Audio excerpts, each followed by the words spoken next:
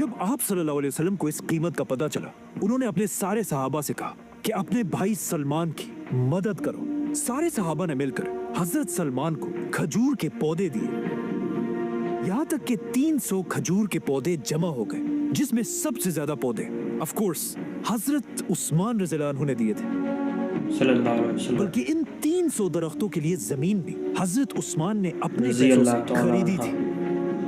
जिसके बाद रसूलुल्लाह सल्लल्लाहु अलैहि वसल्लम ने उस यहूदी को सोना भी दिया, और इस तरह हजरत सलमान फारसी मुसलमानों की मदद से आजाद कर दिए गए। माशाअल्लाह। और हजरत सलमान जो असल में पर्शियन एम्पायर से थे, अब उन्हें मदीना में सिटीजनशिप मिली। मतलब उस जमाने में एक आम मुसलमान को आसानी से मदीना की सिटीजनशिप मिल जाती थी, लेकिन आजकल के अरब मुमालिक में कोई भी मुसलमान नेशनैलिटी लेने का सोच भी नहीं सकता। जैसे ही सलमान फारसी आजाद हुए, मुसलमानों की तीसरी बड़ी जंग का वक्त आया, जंगे खंदक।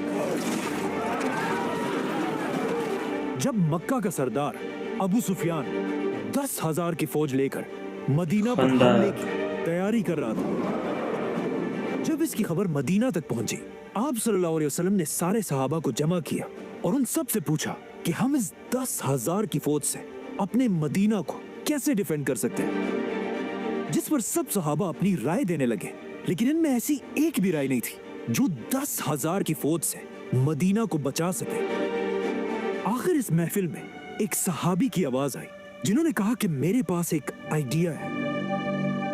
आज से बहुत साल पहले जब मैं सुपर पावर पर्शियन एम्पायर में रहता था, और जब भी कोई बड़ी फौज हम पर हमला करती थी, प्लान आइडिया। हम अपने आप को बचाने के लिए अपने शहर के बाहर एक खंदक ट्रेंच खोदा करते थे, ताकि चाहे दुश्मन जितना भी बड़ा हो, वो इस खंदक को क्रॉस ना कर सके। ये इतना नया आइडिया सुनकर सारे सहाबा आप सल्लल्लाहु अलैहि वसल्लम की तरफ देखने लगे। आप सल्लल्लाहु अलैहि वसल्लम ने अपना सर उठाया और वो मुस्कुरा रहे थे, जिससे सबको समझ आ गई कि ये जंग खंदक की जंग होगी।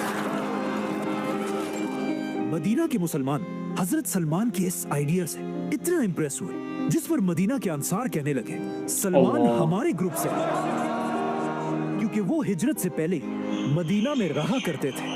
लेकिन मदीना के मुहाजिरीन ने कहा कि नहीं, सलमान हम सबसे पहले माशाअल्लाह। पर्शियन एम्पायर से हिजरत करके मदीना आया था, मतलब वो हम मुहाजिरीन में से है। जिस पर रसूलुल्लाह सल्लल्लाहु अलैहि वसल्लम ने फरमाया कि सलमान ना अंसार से है और ना मुहाजिरीन से, बल्कि सलमान हमारे अहले बैत से है।